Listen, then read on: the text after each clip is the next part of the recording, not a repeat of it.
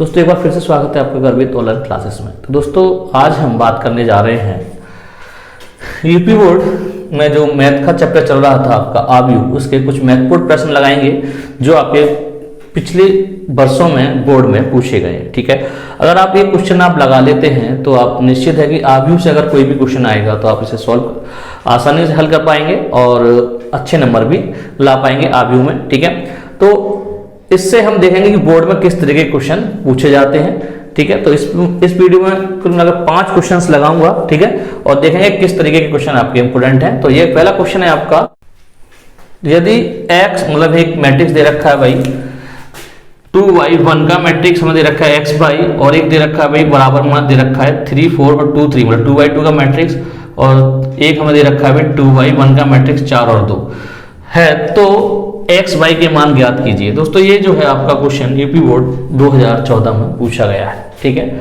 अब इस क्वेश्चन को कैसे सॉल्व करेंगे। ठीक है, जो दिया है पहले हम वो लिख लेते हैं x y 3 4 2 3 मल्टीप्लाई में है आपका 4 2। ठीक है, दो मैट्रिक्स आपके मल्टीप्लाई में है।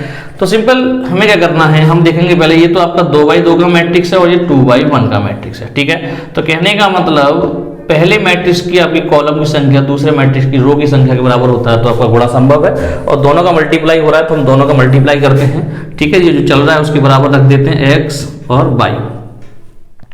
ठीक है, तो करते हैं मल्टीप्लाई। पहली रो कॉलम एक ही आपका, 3 का मल्टीप्लाई 4 में करूंगा तो 12 प्लस 4 का मल्टीप्लाई 2 में करूंगा तो आपका 8। ठीक है, हो गया। उसी तरीके से आपका अब दूसरी रो पहला कॉलम एक ही है आपका, 2 का मल्टीप्लाई 4 में करूंगा तो 8 प्लस 3 का मल्टीप्लाई 2 में करूंगा तो हो जाएगा आपका 6। ठीक है, तो कहने का मतलब हमारे पास क्या आया अभी x बाई, और ये आपका 12 और 8 हो गया 20, और जो हो गया आपका 8 और 6 14। ठीक है, तो यही आप देख सकते हैं, आप तुलना कर सकते हैं संगत पदों की। तो x बराबर आ गया 20 और y बराबर आ गया आपका 14, तो यही इसका आंसर है। ठीक है, तो दोस्तों इन सवालों से आप ये देख सकते हैं कि बोर्ड में किस तरीके के क्वेश्चन आपसे पूछे जाते हैं। ठीक है, अब बात करेंगे इसके सेकंड क्वेश्चन के बारे में। तो दोस्तों इसका दूसरा क्वेश्चन है आपका, हमें दे रखा है निम्न आव्यूह में x बाई z का मान ज्ञात कीजिए यदि हमें दे रखा है 2x2 का matrix 3x 4y is equal to 2x और आपका 2y2 का 1.51 z और 1। ठीक है, तो हमें x y z का मान निकालना है, और ये क्वेश्चन जो है आपका यूपी बोर्ड 2014 में जीडी सेट में पूछा गया है। ठीक है दोस्तों, देखेंगे कैसे करेंगे इसे हम। जो हमें दे रखा है पहले उसे हम ले लेते हैं। हमें दे रखा है भाई 3x 4y।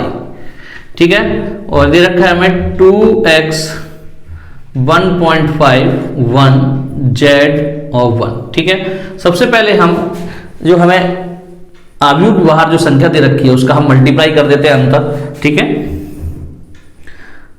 3x ये तो हमें दे रखा है तो वो ऐसे ही रहने देते हैं। ठीक है, इसका मल्टीप्लाई करेंगे अंदर तो हो जाएगा आपका 2x का मल्टीप्लाई में 1.5 में करूं तो हो जाएगा आपका 3x। इसी तरीके 2x का मल्टीप्लाई में 1 में करूं तो हो जाएगा 2x। 2x का मल्टीप्लाई z में करूं तो हो जाएगा आपका 2x z, और इसी तरीके 2x का 1 में मल्टीप्लाई करूं तो हो जाएगा ये आपका 2x। ठीक है, अब हम देख सकते हैं कि ये भी 2x2 का मैट्रिक्स है और ये भी 2x2 का मैट्रिक्स है, तो भाई संगत पदों की तुलना करने पर। ठीक है, संगत पदों की तुलना से।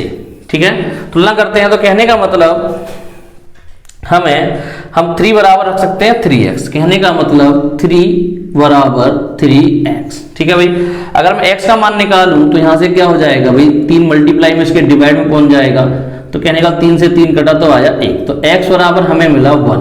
ठीक है, x का मान निकल आया। अब सिंपल आप y बराबर रखें 2x, क्योंकि y का मान रखना है और इसका संगत पद ये है आपका 2x, तो y बराबर 2x। x का मान हम निकाल चुके हैं, x का मान क्या है हमारे पास 1 है तो 1 रखा, तो 2 का मल्टीप्लाई 1 में करूंगा तो आएगा आपका 2। ठीक है, तो ये आपका y का मान निकल आया। अब हमें निकालना है z का मान, तो सिंपल क्या करें, 4 का संगत पद है 2xz, तो इसमें रख देते हैं हम। ठीक है, क्या हो जाएगा आपका 2xz बराबर 4। ठीक है, अब हम देखते हैं कि x का मान हमारे पास कितना है 1, तो यहां रख देते हैं 2 इंटू 1 और z आपका चल ही रहा है मल्टीप्लाई में। अब z का मान जो निकालना है मुझे, तो 2 आपका मल्टीप्लाई में, वो आपका डिवाइड में पहुंचेगा, 2 दूनी 4, तो z बराबर आ गया आपका 2।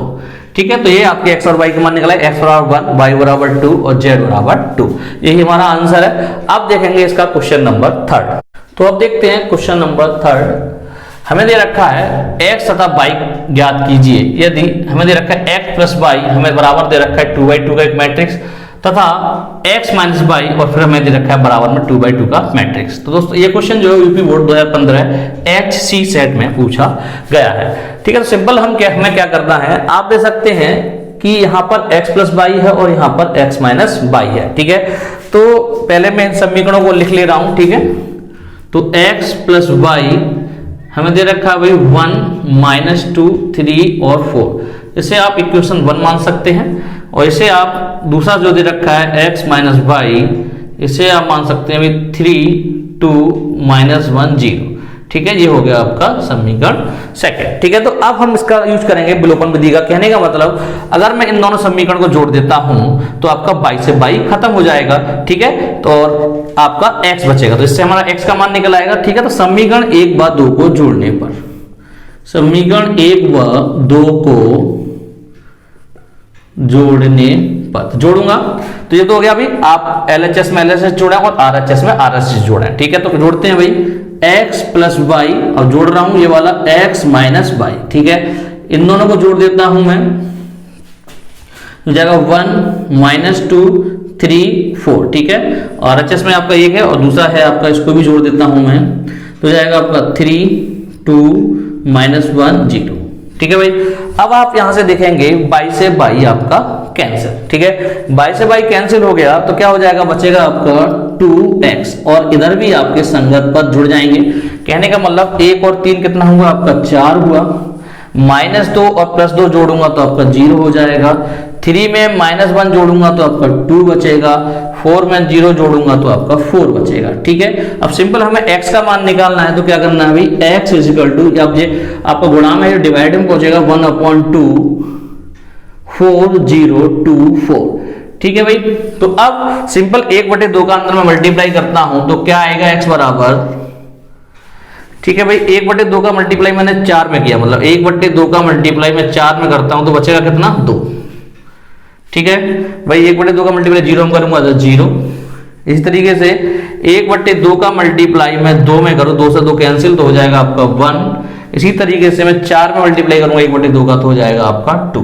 ये हमारा x का मान निकला है। अब हमें चाहिए y का मान, तो सिंपली क्या करें, x का मान उठाकर आप समीकरण 1 में रख दीजिए। ठीक है भाई, x का मान समीकरण 1 में रखने पर, ठीक है, रखते हैं भाई, तो आपका x तो हमें दे रखा है, तो x का मान हमने निकाल लिया, तो रखते हैं यहाँ पर x का मान कितना हमारे पास, ये आ जाएगा आपका 2, 0, ये वाला मान 1, 2। ठीक है, प्लस y। ठीक है, और बराबर चल रहा है आपका 1, -2, 3 और 4। ठीक है, अब मुझे y का मान निकालना है, तो इसे मैं उधर लेके जाऊं तो हो जाएगा y बराबर 1, -2, 3, 4। ठीक है, ये चिन्ह आपका माइनस का हो जाएगा, तो हो जाएगा आपका 2, 0, 1, 2। तो सिंपल हमें क्या करना है, इसमें से घटाना है, तो 1 में से 2 गया तो आपका -1, -2 में से 0 जाएगा तो -2, 3 में से 1 जाएगा तो आपका 2, 4 में से 2 जाएगा तो आपका 2। ये हमारा y का मान आ गया, तो ये दोनों हमें मान प्राप्त हो गए। तो दोस्तों ये आपका क्वेश्चन नंबर 3 पूरा कंप्लीट हुआ। ठीक है, और इस क्वेश्चन को आप जरूर लगा लें क्योंकि बहुत महत्वपूर्ण क्वेश्चन है। अब बात करेंगे क्वेश्चन नंबर 4 की। तो दोस्तों ये है आपका क्वेश्चन नंबर 4। ठीक है, हमें दे रखा है यदि a बराबर हमें 2/2 का मैट्रिक्स दे रखा है 2, 3, 0, 1 तथा b बराबर हमें 2/2 का मैट्रिक्स दे रखा है 3, 4, 2, 1, तो सिद्ध कीजिए, मतलब a b का परिवर्त आव्यूह b के बराबर होगा आपका b के परिवर्त आव्यूह इंटू a के परिवर्त आव्यूह के बराबर। ठीक है, तो ये हमें सिद्ध करना है। ठीक है, ये क्वेश्चन जो है वो आपका यूपी बोर्ड 2008 जेएल सेट में, 2014 जीबी सेट में, 2015 एचएफ सेट में आपका पूछा गया है और very very most important question है। और मुझे लगता है कि इस बार इसी टाइप का एक क्वेश्चन आपसे पूछा जाएगा। ठीक है, इस टाइप से क्वेश्चन आपके मैंने प्रश्नावली में कराए हैं। ठीक है, तो आप उनको क्वेश्चन को एक बार जरूर देख लें। तो दोस्तों हमें क्या सिद्ध करना है, ए बी मतलब ए बी दोनों का मल्टीप्लाई, दोनों आव्यूह का उसका परिवर्त आव्यूह बराबर होगा बी के परिवर्त आव्यूह और ए के परिवर्त आव्यूह के गुणा के बराबर। ठीक है, तो हम सिंपल क्या करते हैं, पहले ए और बी का मान निकाल लेते हैं। तो ए इंटू बी, ठीक है, तो ए का मान कितना है हमारे पास 2 3 0 1, ठीक है, इंटू बी का मान जो है वो हमारे पास 3 4 2 1। ठीक है भाई, तो करते हैं मल्टीप्लाई, पहली रो पहला कॉलम, तो 2 का मल्टीप्लाई 3 में किया 6, 3 का मल्टीप्लाई 2 में किया तो 6। ठीक है, इसी तरीके से आपका 2 का मल्टीप्लाई 4 में किया 8, 3 का मल्टीप्लाई 1 में किया तो 3। इसी तरीके से 0 का मल्टीप्लाई 3 में करूंगा 0, 1 का मल्टीप्लाई 2 में करूंगा तो आपका 2। ठीक है, इसी के बाद अब आपका दूसरी रो दूसरा कॉलम, 0 का मल्टीप्लाई 4 में करूंगा 0, 1 का मल्टीप्लाई 1 में करूंगा तो 1। ठीक है, तो हमारे पास कितना आया, 6 और 6 हो गया 12, 8 और 3 हो गया 11, 0 और 2 में जोड़ूंगा तो 2 और 0 और 1 जोड़ूंगा तो आपका 1।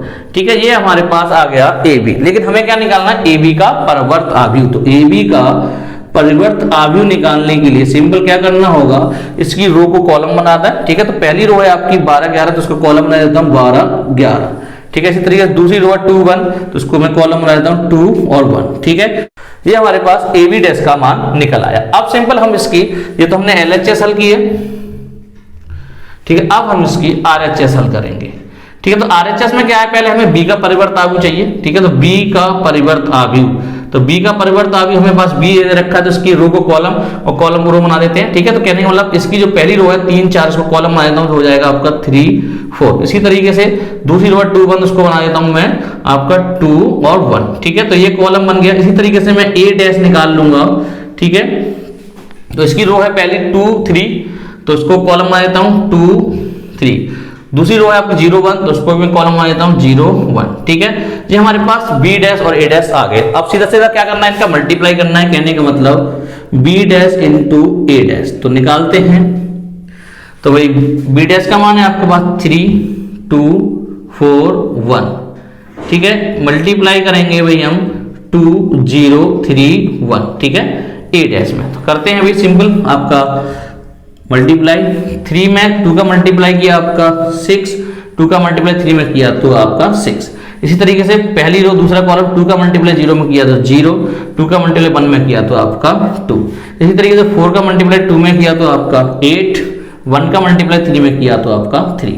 इसी तरीके 4 का मल्टीप्लाई 0 में किया 0 और 1 का मल्टीप्लाई 1 में किया तो 1। ठीक है, तो देखेंगे हम 6 और 6 जोड़ा तो 12, 0 में 2 जोड़ा तो 2, 8 में 3 जोड़ा तो आपका 11 और 0 में 1 जोड़ा तो आपका 1। ठीक है, तो अब आप देख सकते हैं कि हमारे पास ए बी डैश का जो मान है आपका 12 2 11 1। इसी तरीके से आपका बी डैश 1 का जो मान है वो है हमारे पास 12 2 11 1। तो दोनों सेम टू सेम है, तो कह सकते हैं हम आपका ए बी का डैश बराबर बी डैश इंटू ए डैश। तो ये हम आपका ये सिद्ध हो गया है। ठीक है, तो ये क्वेश्चन आप जरूर लगाएं, क्योंकि इससे संबंधित ही आपका क्वेश्चन पेपर में पूछा जाएगा इसी तरीके का। तो अब देखते हैं क्वेश्चन नंबर 5। दोस्तों अब बात करते हैं क्वेश्चन नंबर 5। क्वेश्चन नंबर 5 हमें दे रखा है, यदि a बराबर हमें 2/2 का मैट्रिक्स दे रखा है 1 0 0 1 तथा b बराबर a c और b d, तो सिद्ध कीजिए, मतलब उसी तरीके क्वेश्चन है क्वेश्चन नंबर 4 की तरह।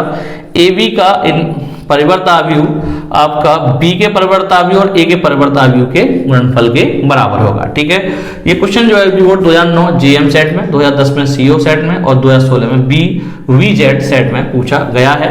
और हो सकता है कि ये क्वेश्चन और आगे भी पूछा गया हो। ठीक है, क्योंकि मेरे पास जो बुक है वो थोड़ी पुरानी बुक है। ठीक है, तो आप इस क्वेश्चन को जरूर एक बार देख लें। ठीक है, तो अब इसको कैसे सेट करेंगे, तो सबसे पहले हमें क्या चाहिए, ए बी का मान चाहिए। ठीक है, तो ए बी का मान निकालने के लिए सिंपल ए का कितना मान है भाई 1 0 0 1। ठीक है भाई, मल्टीप्लाई करेंगे बी से ए सी बी और डी। ठीक है, मल्टीप्लाई करते हैं 1 का a में मल्टीप्लाई किया मैंने तो आपका a, 0 का मल्टीप्लाई b में किया तो आपका 0। इसी तरीके से पहली रो दूसरा कॉलम 1 का मल्टीप्लाई c में किया तो c, 0 का मल्टीप्लाई d में किया तो आपका 0। इसी तरीके से आपका 0 का मल्टीप्लाई ए में करूंगा तो आपका 0, 1 का मल्टीप्लाई बी में करूंगा तो आपका बी। इसी तरीके से आपका 0 का मल्टीप्लाई सी में करूंगा तो आपका 0, 1 का मल्टीप्लाई डी में करूंगा तो आपका डी। तो हमारे पास क्या मिलेगा, ए, सी, बी और डी। ठीक है, अब इसका हमें क्या निकालना है, परिवर्त आव्यूह निकालना है। तो ए बी डैश, तो सिंपल हमें क्या करना है, रो को कॉलम और कॉलम को रो बनाना है। ठीक है, तो पहली रो है ए सी, तो इसका कॉलम बना देते हैं भाई ए सी। दूसरी रो है बी डी, तो इसका हम कॉलम बना देते हैं वी डी। ठीक है, तो ये हमें ए इंटू बी का परिवर्त आव्यूह प्राप्त हो गया। ठीक है भाई, अब हम बात करते हैं इसकी, ये हमने एल एच एस ली है, अब हम इसकी आर एच एस हल करेंगे। ठीक है भाई, आर एच एस में हमें करना है भाई बी डैश इंटू ए डैश। तो सबसे पहले हम बी डैश प्राप्त कर लें। ठीक है, तो बी है, बी का डी बी डैश प्राप्त करेंगे तो क्या करेंगे हम, इसका आपका ये रो है इसको कॉलम बना दे, तो ए सी, बी डी आपकी रो है इसको हम कॉलम बना दें बी और डी। ठीक है, अब हमें चाहिए ए डैश, तो सिंपल हम क्या करें, ए डैश के लिए हम इसकी जो पहली रो है इसको कॉलम बना दें, 1 0 का हो जाएगा आपका 1 0 कॉलम के रूप में, 0 1 का हो जाएगा कॉलम के रूप में 0 1। ठीक है, तो सेम टू सेम हमें वही प्राप्त हो गया। ठीक है, तो एक सममित आव्यूह है। ठीक है, अब बात करते हैं हम क्या निकालना है भाई, बी डैश इंटू ए डैश। ठीक है, तो बी डैश का मान कितना है हमारे पास, ए बी सी डी। ठीक है, मल्टीप्लाई करेंगे हम 1 0 0 1।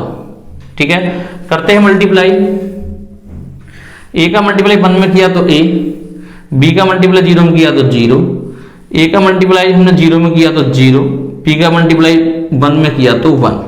इसी तरीके से दूसरी रो पहला कॉलम सी का मल्टीप्लाई 1 में करेंगे तो सी, डी का मल्टीप्लाई 0 में करेंगे 0।